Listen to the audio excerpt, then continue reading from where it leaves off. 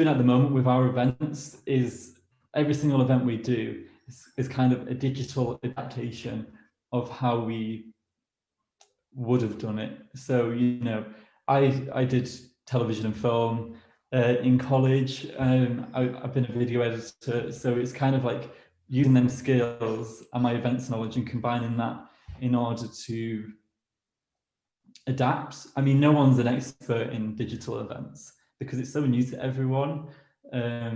You know, everyone's learning and adapting as we go along and making mistakes. But you know, Zoom is such a useful tool at the moment. And we're using Zoom now, and people are adapting to Zoom and getting used to Zoom. And Zoom is becoming such a normal thing where you know, I've been sat here all day chatting to people from the comfort of my own home. So it is weird that we're adapting. It's a shame that we can't do it in person because we would have absolutely done it in person. But for the time being, we're just making do with what we got, I guess. So.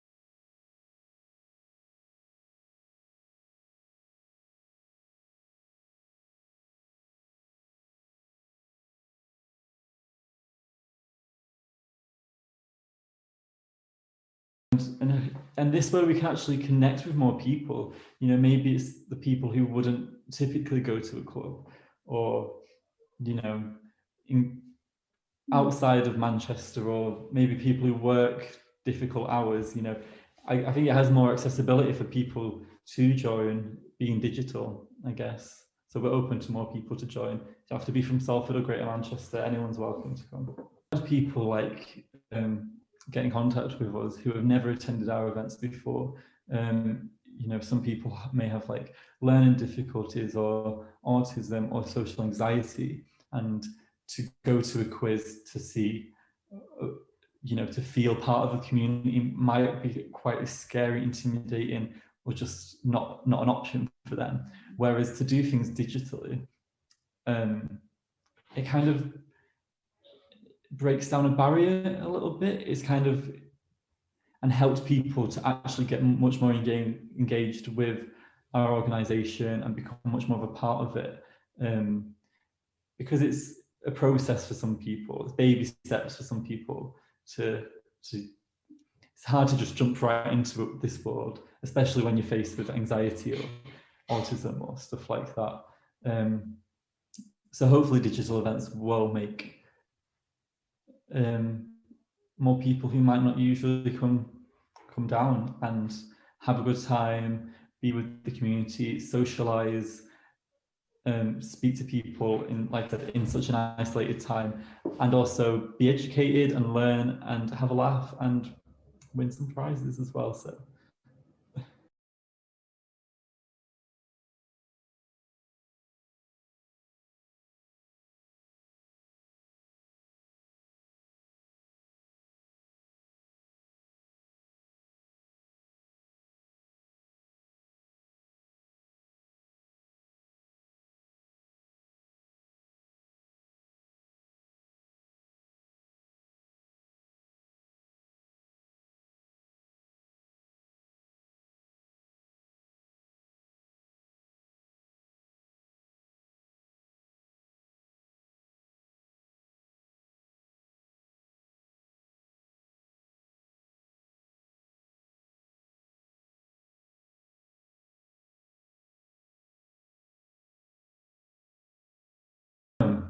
I have not thought about that because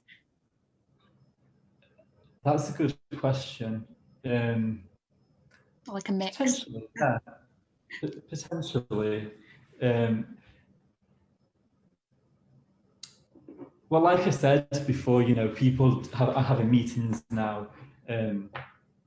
People will be having meetings online because of the convenience, and and everything, even after COVID. So I guess there might be space for social groups, social meetups to happen online rather than happening in a venue where people come together.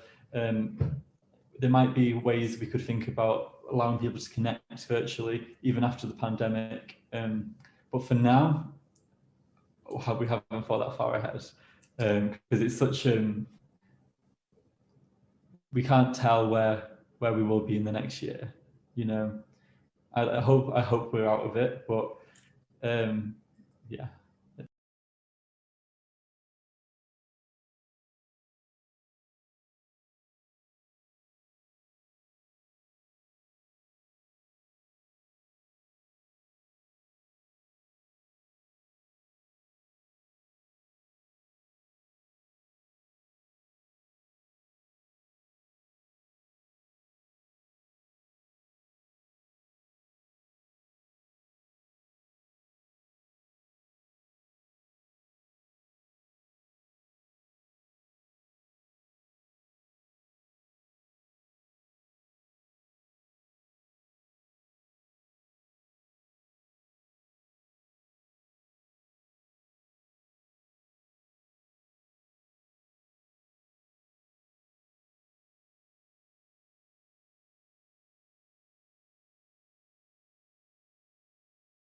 Pimp Picnic normally takes place in Peel Park in June every year, but obviously that couldn't take place.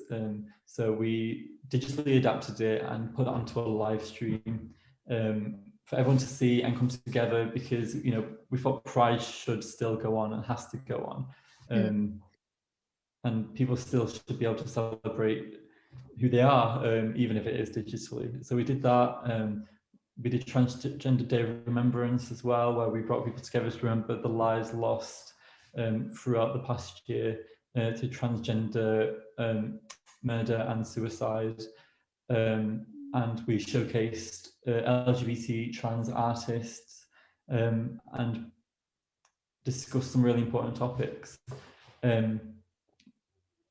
We've done plenty of other things. We've done the after party for the Pimpin' Digital as well, was like a DJ club night over Zoom, bringing people together with drag queen hosts and DJs. So what we've really been doing is just trying to keep the community engaged and aware and informed and educated, even though we can't all actually physically be together. So